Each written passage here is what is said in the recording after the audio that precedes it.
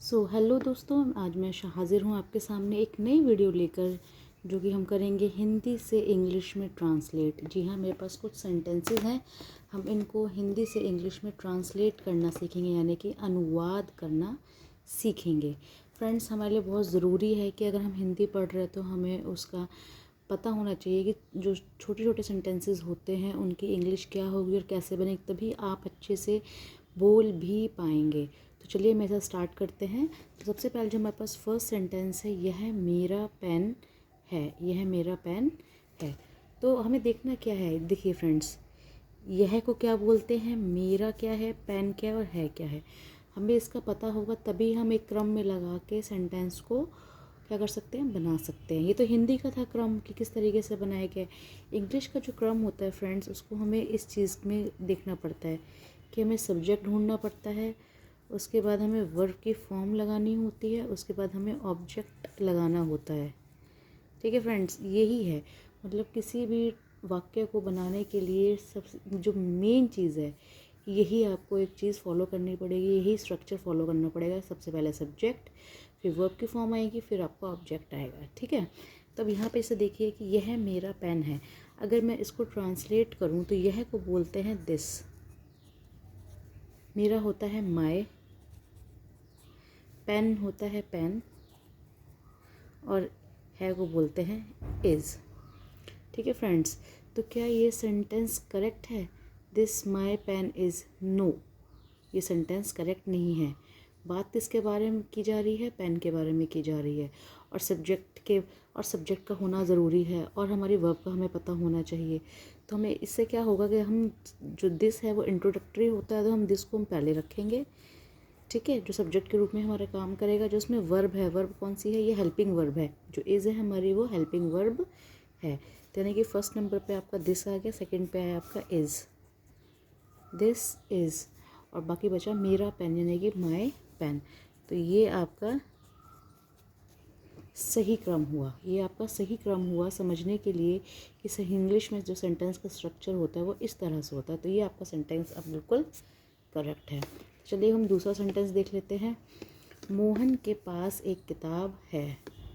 मोहन, मोहन, मोहन, ठीक है, के पास, पास का मतलब किसी चीज़ का होना। तो जब किसी चीज़ का होना होता है तो हम दो चीज़ यूज़ करते हैं, या तो हैज़ या फिर है। वो डिपेंड करता है कि आपका जो सब्जेक्ट है वो क्या है, एक वचन है या बहुवचन है। एक मतलब एक को हम बोलते हैं अ, बुक को बोलते हैं, और यहाँ पे है के पास है। सेंटेंस देखिए, के पास है तो यहाँ पे हैज़ हैव ही लगेगा, इज़ नहीं आएगा। अगर ये होती तो यहाँ पे हम इज़ का सोचते हैं, लेकिन यहाँ पे के पास है तो यानी वो एक ही है। ठीक है, Mohan has have a book. तो इसमें सेंटेंस करेक्ट कौन सा बनेगा, हैज़ के साथ या हैव के साथ? क्योंकि मोहन क्या है, सिंगुलर सब्जेक्ट है। मोहन क्या है आपका, सिंगुलर सब्जेक्ट है। तो मोहन के साथ जाएगा हैज़। हैज़ किसको फॉलो करता है, सिंगुलर सब्जेक्ट को। Mohan has a book. ठीक है फ्रेंड्स, तो हैज़ आपका करेक्ट जाएगा। अब यहाँ देखिए, मेरे पापा डॉक्टर हैं। मेरे पापा, मेरे पापा यानी मेरे मीन्स माई, पापा मीन्स फादर,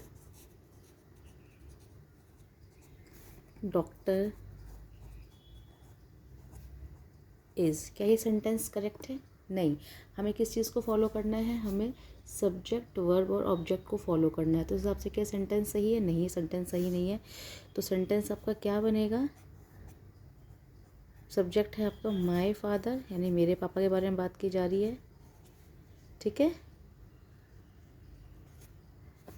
सेंटेंस में क्या है, इज़ हेल्पिंग वर्ब है, क्या है, एक डॉक्टर है तो अ डॉक्टर। क्या यहाँ पे कहीं भी अ लगाया है? लेकिन कई बार यही होता है कि हमें देखना होता है कि आप सेंटेंस को, अगर सेंटेंस ये भी होता है कि माय फादर इज़ डॉक्टर तो भी ठीक था, लेकिन my father is a doctor ये मोर करेक्ट है, ज़्यादा से ज़्यादा सही माना जाएगा। नेक्स्ट देखिए, तुम्हारा नाम क्या है। अब यहाँ पे हम वर्ड टू वर्ड अगर इंग्लिश को फॉलो करेंगे, तुम्हारा मतलब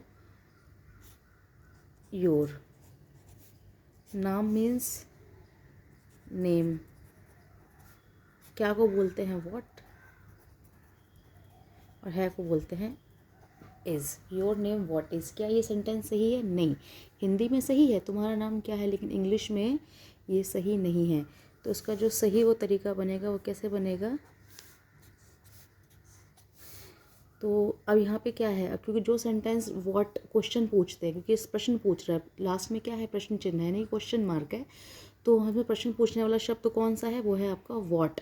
तो व्हाट को हम पहले रखेंगे, व्हाट, साथ में लगाएंगे helping verb, what is your name, what is your name. और क्योंकि लास्ट में क्या है, क्वेश्चन पूछा है, तो यहाँ पे क्वेश्चन मार्क लगाना ज़रूरी है, यानी कि तुम्हारा नाम क्या है। ओके फ्रेंड्स, आपको समझ में आया? आगे देखते हैं। यह लड़की शरारती है। अब यह को क्या बोलते हैं? दिस। लड़की को बोलते हैं गर्ल। शरारती मतलब नॉटी, है मतलब इज़। हम लोग कर क्या रहे हैं फ्रेंड्स, हम सिर्फ इतना देख रहे हैं कि हम वर्ड टू वर्ड पहले देख रहे हैं इसकी इंग्लिश क्या बनेगी, लेकिन क्रम के अनुसार ये गलत है। क्रम के अनुसार जो हमारे पास एक टर्म होती है कि जो स्ट्रक्चर हमें फॉलो करना होता है सब्जेक्ट वर्ब और ऑब्जेक्ट, उसके अकॉर्डिंग ये सही नहीं है। तो यह लड़की शरारती है, क्या बनेगा? जो सब्जेक्ट हम बात करेंगे वो क्या है हमारी, जो जिसके बारे में हम बात कर रहे हैं, किसके बारे में बात कर रहे हैं? दिस गर्ल, यानी इस लड़की के बारे में बात कर रहे हैं। तो दिस गर्ल है, क्या है को बोलेंगे इज़ नॉटी। देखिए हिंदी में जब वाक्य पूरा होता है तो पूर्ण विराम लगाते हैं, अगर इंग्लिश में ही सेंटेंस पूरा होगा तो हम वहाँ पे लगाते हैं फुल स्टॉप, क्योंकि इसमें कोई क्वेश्चन तो पूछ नहीं रहा जो हम क्वेश्चन मार्क लगाए, जैसे यहाँ लगाया है। तो यहाँ पे सिर्फ एक वाक्य, सिंपल सरल वाक्य पूरा हो रहा है, तो यहाँ पे हम लगाएंगे फुल स्टॉप, ये तरीका होता है। तो सेंटेंस सही हो गया आपका, दिस गर्ल इज़ नॉटी। आगे देखिए,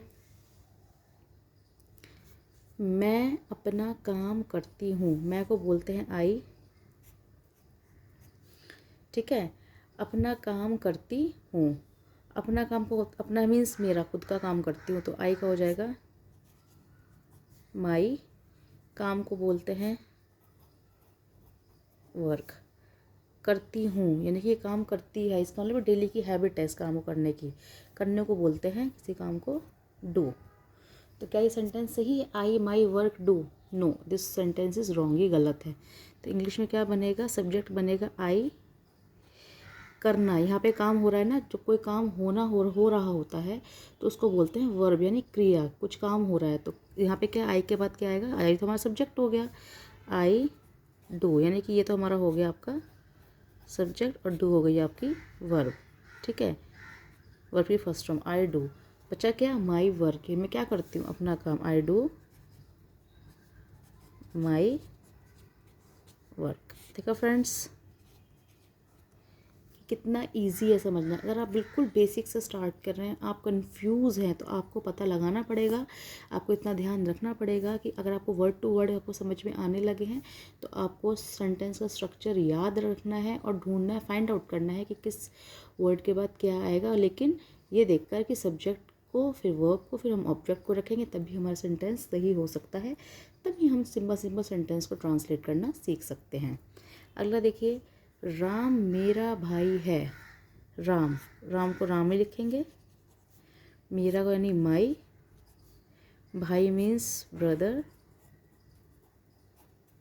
है मीन्स इज़। क्या ये सेंटेंस सही है? नहीं फ्रेंड्स, ये सेंटेंस अभी भी गलत है। अगर हम इसको इसके अकॉर्डिंग देखेंगे, सब्जेक्ट वर्ब और ऑब्जेक्ट के अकॉर्डिंग, तो सब्जेक्ट क्या है, किसके बारे में हम बात कर रहे हैं? जिसके बारे में हम बात करते हैं, तो वो कौन है? यहाँ पे मेन राम है, ठीक है।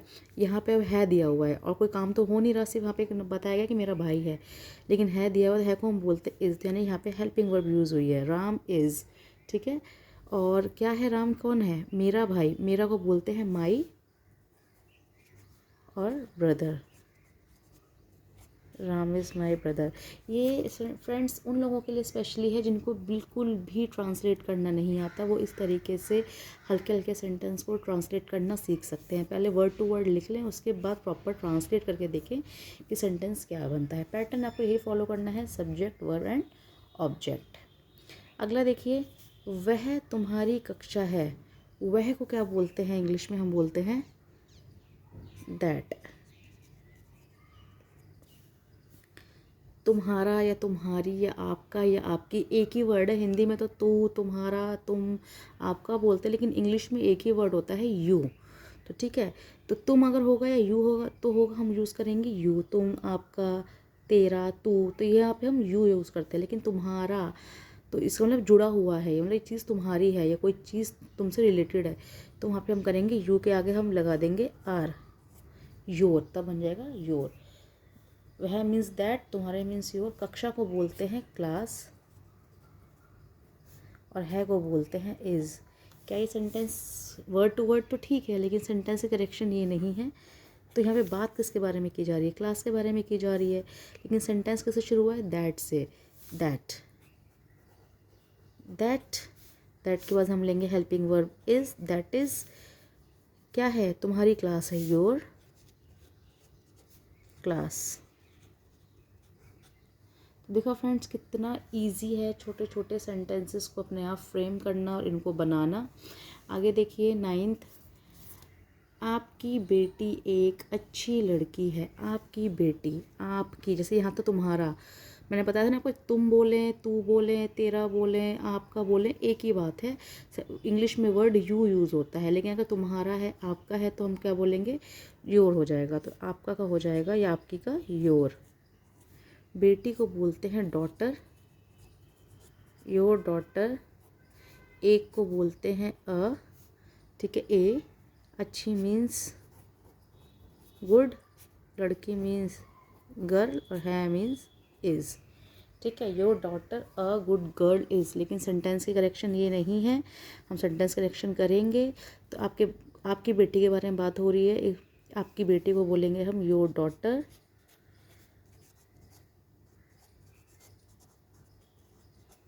उसके बाद हम लगाएंगे हमारा हेल्पिंग वर्ब यानी इज़।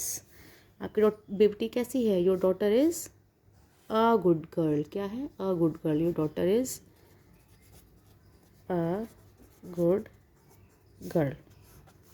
देखा आपने फ्रेंड्स, कितना इजी था बनाना सेंटेंस को। वर्ड टू वर्ड हम करना आ गया है, हम लोगों के वर्ड टू वर्ड समझ में आने लगा है। लेकिन वर्ड को सही अरेंज ऑर्डर में करने के बाद ही हम इंग्लिश में सेंटेंस सही से बना सकते हैं। और देखिए फ्रेंड्स, 10th नंबर पे है, मेरे बाल काले हैं।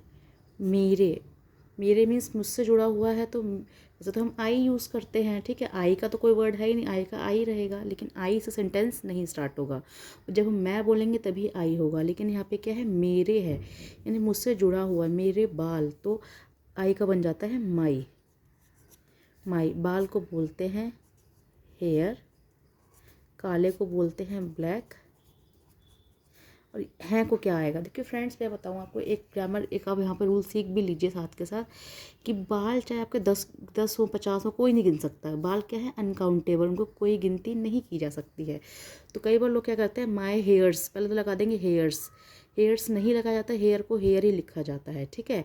उसके बाद हम साथ में वर्ब भी लगा देते हैं, आर नहीं, आर नहीं, माई हेयर इज़ ब्लैक, ठीक है। हेयर का हेयर ही रहेगा और यहाँ पे इज़ ही यूज़ होगा, आर ब्लैक नहीं होगा।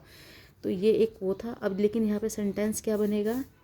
My here is black.